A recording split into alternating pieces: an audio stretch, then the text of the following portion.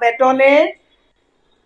কাম কৰি থকা শ্ৰমদান কৰি থকা যিসকল লোকে আজি স্বচ্ছলত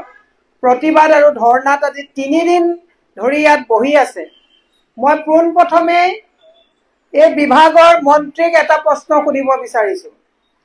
যে আপোনাৰ দায়িত্ব আছে নে নাই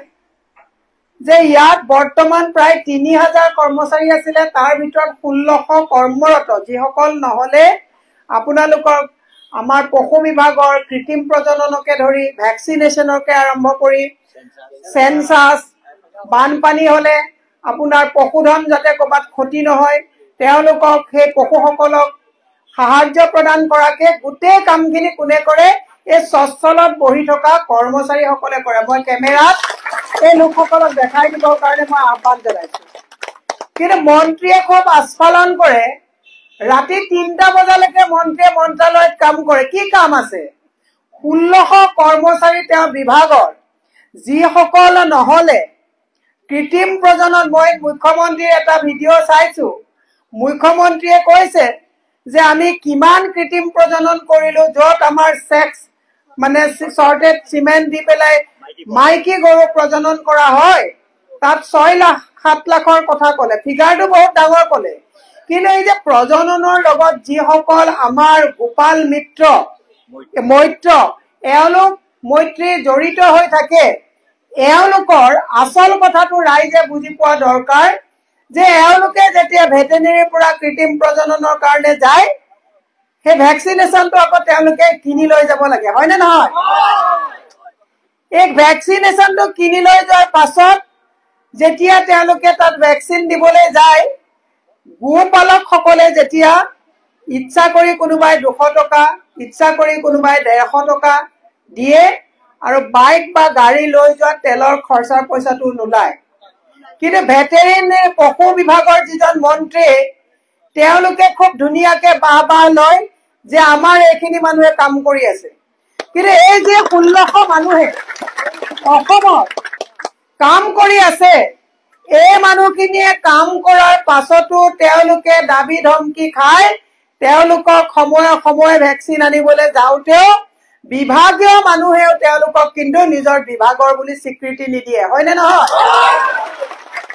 মই হিমন্ত বিশ্ব শৰ্মা ডাঙৰীয়াক ক'ব বিচাৰিছো মিটিং পাতি ইমান ডাঙৰ কথাবিলাক যে কয় স্বচ্ছললৈ এপাক আহকচোন স্বচ্ছলত কি ঘটনা হৈ আছে চাওক স্বচ্ছলত প্ৰতিদিনে অপ্ৰাদেশিক শিক্ষকসকলে ধৰ্ণা কৰে দিব্যাংগসকলে প্ৰতিবাদ কৰিছে ন্যায্য প্ৰাপ্য নোপোৱাৰ কাৰণে ৰান্ধনী সন্থাৰ ৰান্ধনীসকলে কৰিছে সহায়িকাসকলে কৰিছে ব্যৱসায়ীসকলে কৰিছে আজি মৈত্ৰী আৰু গোপালন মিত্ৰসকলে কৰিছে ইয়াত কোনোবা বুলডোজাৰ লগাই ঘৰ ভঙাসকলে প্ৰতিবাদ কৰিছে ইয়াত বৃদ্ধাসকলে বৃদ্ধ নিজৰ পেঞ্চনক লৈ প্লে কৰিবলগীয়া হৈছে তেলে হিমন্ত বিশ্ব শৰ্মাৰ কোনখন স্বৰ্গত আছে স্বচ্ছল তেওঁ দেখা নাপায় নেকি মই হিমন্ত বিশ্ব শৰ্মাক কৈছো দুৰ্ভাগ্যজনক কথা অসমৰ মই প্ৰত্যেকজন মানুহৰ ওচৰত এটা কথা অতি দুখেৰে কৈছো যে কেনেকুৱা মানুহক আমি অসমখন চলাবলৈ দি দিছো যোনে নিজৰ বিভাগৰ মই বেছি কথালৈ নাযাওঁ এই গোপালক যিসকল গোপাল মিত্ৰ মৈত্ৰী আছে এই 1600 কৰ্মচাৰীৰ অৱস্থা কি হৈছে এওঁলোকৰ পাকঘৰত ৰেচন কৰ পৰা আনিছে ল'ৰা ছোৱালীক স্কুলত ফিজ দিব পাৰিছে নে নোৱাৰিছে 3 দিন আজি ইয়াত আহি বহি আছে এটা খবৰ ল'বলৈ নোৱাৰে এওঁলোকে কি কৰিব পাৰে সুট বুট পিন্ধি কেমেৰা লৈ লং পেন্ট পিন্ধি ট্ৰেক্টৰ চলায় সেইটো মানুহৰ পৰা বাবা লয় ক'বাত শুনিছে নেকি লং পেন্ট পিন্ধি ট্ৰেক্টৰ চলোৱা দেখিছে নেকি ক'বাত জোতা পিন্ধি এই বহুৱালি কৰা মন্ত্ৰীসকলক একচুৱেলি এক শিক্ষা অসমৰ ৰাইজে এক শিক্ষা দিব লাগিব মই সেইকাৰণে আজি লাইভত গৈছো মুখ্যমন্ত্ৰী মহোদয়ৰ জৰিয়তে মুখ্যমন্ত্ৰীকো জনাব বিচাৰিছো আৰু এই পশু বিভাগৰ মন্ত্ৰীজনৰ নাম নলয়বিলাক অদৰকাৰী মন্ত্ৰীহঁতে একো গম নাপায় 3টা বজালৈকে অফিচত কাম কৰা মন্ত্ৰীয়ে দুটা কথা তেওঁলোকে দায়িত্ব পাহৰি গৈছে মই ৰাতিপুৱা কেবাজনক কৈছো 3টা বজালৈকে কিয় কাম কৰে মন্ত্ৰী বহি থাকিলে লিফ্টমেন যিজন থাকে তেওঁটো কম দৰমহাত 3টা বজালৈকে লিফ্টত বহি থাকিব লাগে মন্ত্ৰী যেতিয়া 3টা বজালৈকে অদৰকাৰী ভাৱে অফিসত কাম কৰে তেওঁ ড্ৰাইভাৰজনে টোপনি মাৰিব নোৱাৰে মন্ত্ৰী যেতিয়া অদৰকাৰীভাৱে 3টা বজালৈকে আড্ডা মাৰি ঘৰত বহি থাকে তেওঁ পিএছও কিজনে শুব নোৱাৰে যি মন্ত্ৰীয়ে নিজৰ লগত 24 ঘণ্টা কাম কৰি থকা সহায়কসকলৰ কথা চিন্তা কৰিব নোৱাৰে এই মন্ত্ৰীৰ ওচৰত অসমৰ ভৱিষ্যত সুৰক্ষিত হয়নে মই যদি মোৰ গাড়ী চলোৱা ল'ৰাজনৰ যদি খাইছেনে বইছে টোপনি মাৰিছেনে নাই সেইটো কথাই চিন্তা কৰিব নোৱাৰো তেতিয়ালে বেলেগ মানুহৰ কথা মই চিন্তা কৰিব পাৰিম নেকি গতিকে এইবোৰ যিবিলাক মেৰুদণ্ডহীন নথকা মন্ত্ৰী 3টা বজালৈকে 60-40 আলোচনা কৰি পেলাই এই জনতা ভৱনত বহি থাকিব নালাগে মই সেই কাৰণে মন্ত্ৰী মহোদয়ক কৈছো যে 3 দিন ধৰি এই মন্ত্ৰীসকলে ইয়াত নিজৰ প্ৰাপ্যৰ কাৰণে বিনা বেতনে তেওঁলোকে কাম শ্ৰমদান কৰি আছে আপোনাৰ ইমানকণ সৌজন্যতাবোধ নাই নেকি যে আপোনাৰ ডিপাৰ্টমেণ্টৰ এইসকল মন্ত্ৰী গোপাল মিত্ৰ এইসকলে যে বিনা বেতনত কাম কৰি আছে কি কাৰণত ইয়াত প্ৰতিবাদত বহিছে প্ৰতিবেদনখন নিবলৈ কোনোবা মানুহক বিচক পঠাই দি এওঁলোকৰ লগত আলোচনা কৰাৰ নৈতিক দায়িত্ব মন্ত্ৰী নাই নেকি মন্ত্ৰীয়ে আজি আমি কৈছো আজি 4টা বজাৰ ভিতৰত যদি মন্ত্ৰীয়ে যদি তেওঁ বিভাগীয় বিষয়াক দি প্ৰতিবেদন গ্ৰহণ নকৰে বা এইসকলৰ লগত আলোচনা কৰি এওঁলোকৰ যিটো ন্যায্য প্ৰাপ্য এই দাবী পূৰণ নকৰে অহাকালি আমি সকলোৱে মন্ত্ৰীৰ ঘৰ ঘেৰাও কৰিবলৈ ওলাই যাম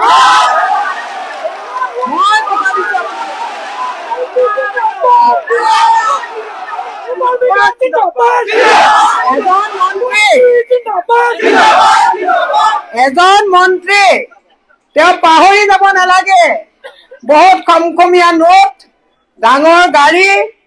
এইবিলাক মন্ত্ৰীক ইয়াত বহি থকা মানুহবিলাকে কৰ কাটলৰ পইচাৰে দি আছে অহংকাৰ কৰিব নালাগে তেওঁলোকৰ গাড়ীৰ তেল ফ্লাইটৰ টিকেট কমিশন কাৰ পৰা লৈ থাকে আমাৰ দৰে সৰু সৰু মানুহৰ পৰা লৈ থাকে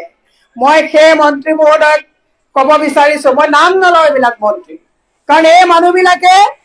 অসমৰ ভৱিষ্যত প্ৰজন্মক তিল তিলকে এওঁলোকে কন্দুৱাইছে হাহাকাৰত পঠাইছে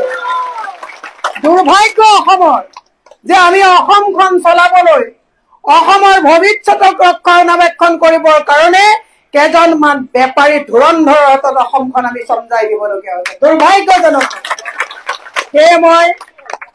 আজি আপোনালোকক বৰ্তমান আমাৰ চৰকাৰ নাই আপোনালোকৰ প্ৰতিবেদন আমাৰ বিৰোধী দলৰ দলপতি দেৱব্ৰত শইকীয়া ডাঙৰীয়াৰ জৰিয়তে বিধানসভাত যাতে আপোনালোকে আপোনালোকৰ ন্যায্য প্ৰাপ্যৰ কাৰণে যাতে সদনত যাতে আপোনালোকৰ বিষয়টোৰ স্থান পায় মই আপোনালোকৰ প্ৰতিবেদন দেৱব্ৰত শইকীয়া ডাঙৰীয়াক দাখিল কৰিম যিহেতুকে আমাৰ হাতত চৰকাৰ নাই আমাৰ যিহেতুকে বৰ্তমান ক্ষমতা নাই কিন্তু এটা কথা মই আপোনালোকক ক'ব পাৰো এতিয়া হয়তো মানুহে পস্তাইছে যে যেতিয়া বিজেপি ক্ষমতালৈ আহিছিলে সবকা সাথ সবকা বিকাশৰ কথা কৈছিলে মানুহে ভাবিছিলে তেওঁলোকে কৈছিলে যে সকলোৰে বিকাশ হ'ব সকলোৱে সেইকাৰণে খুল্লাম খুল্লা সকলোৱে বিজেপিক দিছিলে এতিয়া বিকাশ কাৰ হৈছে কেটেমান মানুহৰ বিকাশ হৈছে বাকি সব এইবিলাক বিনাশ সচ্ছলত বহি আছে কাৰো পৰিয়াল ভালকে চলা নাই মাৰ্কেটত কেৱল যে আপোনাৰ এই মৈত্ৰী আৰু গোপাল মিত্ৰ সকলে সচ্ছলত প্ৰতিবাদ কৰিছে এনেকুৱা নহয় আমাৰ প্ৰত্যেকটো পৰিয়ালৰ ঘৰত হাহাকাৰ লগাইছে হিমন্ত বাহিনীয়ে আজি স্মাৰ্ট মিটাৰে আজি যদিও মৈত্ৰী আৰু গোপাল মিত্ৰ সকলে দৰমহা পোৱা নাই জোৰ জবৰদস্তি 23,70,000 মানুহৰ ঘৰত স্মাৰ্ট মিটাৰ ইম্প'জ কৰিলে ইনষ্টল কৰাই দিলে আৰু আপোনালোকৰ স্মাৰ্ট মিটাৰৰ নামত আজি মোবাইল ফোনটোত ৰিচাৰ্জ যদি বন্ধ হৈ যায় লাইনটো কাটি দিয়ে আৰু হিমন্ত বিশ্ব শৰ্মাৰ চৰকাৰক যেতিয়া পইচাৰ দৰকাৰ হয় ইয়াত ৰেগুলেটৰটো বহাই দি পইচা কালেকশ্যন কৰি লয়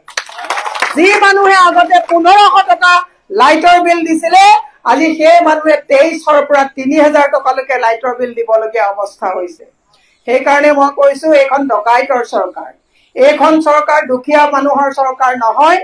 মই মন্ত্ৰী মহোদয়ক কৈছো যে আজি 4 বজালৈকে আমি ইয়াত প্ৰতিবাদত বহিম আজি 4 বজাৰ ভিতৰত যদি আপোনালোকে যদি কাৰোবাক কথা আলোচনাত বহি এওঁলোকেনো কি বিচাৰিছে এই কথাটোত যদি সন্মান নজনায়,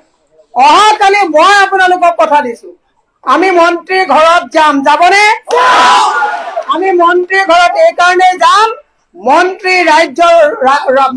ৰাইজৰ ঊৰ্ধত নহয়। ৰাইজে নেতা বনাইছে, ৰাইজৰ ঊৰ্ধত কোনো মন্ত্ৰী নহয়। সেয়ে মই আপোনালোকক আমাৰ ফালৰ পৰা মই আমাৰ মাননীয় সভাপতি ভূপেন বৰা ডাঙৰীয়া যোৱাকালি গোটেই দিনটো জেলত থাকিবলগীয়া হ'ল, আটক কৰি ৰাখিছিলে পুলিচে। সেয়ে তেওঁক মই অৱগত কৰাই ইয়ালৈ আহিছো। তেখেতেও নিশ্চিতি দিছে কংগ্ৰেছ দল দুখীয়াৰ দল, কংগ্ৰেছ দল সদায় আছিল, কিন্তু এই ভুৱা প্ৰচাৰত সবকা সাথ সবকা বিকাশ হ'ব বুলি সকলোৱে কংগ্ৰেছক অলপ পিছুৱাই দিলে। মই কৈছো কংগ্ৰেছ আহিব লাগিব, ৰাইজৰ তেতিয়াহে নুগুৰ নাকতি কমিব। কংগ্ৰেছৰ দিনত আঁচনিও দিছিল, কম দামত বস্তুও পাইছিলে। এতিয়া 1200 টকা দিবলৈ গৈ জেপ কাটি গেছত পইচা লৈ গৈছে, তেলত পইচা লৈ গৈছে, ডিজেলত লৈ গৈছে, স্মাৰ্ট মিটাৰত লৈ গৈছে, মেডিচিনত লৈ গৈছে, গোটেইবিলাক এফালৰ পৰা জেপ কাটা আৰম্ভ কৰিছে। সেয়ে মই আপোনালোকক বেছি দীঘলীয়া নকৰি এটাই আশ্বাস দিছো যে আমি আপোনালোকৰ লগত আছো। আপোনালোকৰ প্ৰতিবেদন মই বিৰোধী দলপতি ডাঙৰীয়া দেৱব্ৰত শইকীয়া ডাঙৰীয়াক দাখিল কৰিম, আৰু মোৰ বিশ্বাস প্ৰত্যেকটো স্বচ্ছলৰ ইছ্যু আমাৰ বিৰোধী দলৰ দলপতি ডাঙৰীয়াই সদনত যেতিয়াই সময় পাইছে উত্থাপন কৰিছে। বহু কাম হৈছে, কিছু কাম পেণ্ডিং আছে। মই সেয়ে আপোনালোকৰ প্ৰতি সহযোগিতা আগবঢ়াই মন্ত্ৰী মহোদয়ক শেষৰবাৰ টানি অনুৰোধ জনালো যে স্বচ্ছললৈ মানুহ পঠাওক, নহলে কিন্তু কাইলৈ আপোনালোকে আমাক জেলত নিলেও আটক হলেও আমি 4 বজাৰ পিছত আমি বেলেগ সিদ্ধান্ত লম। আমি আপোনালোকৰ লগত ধন্যবাদ।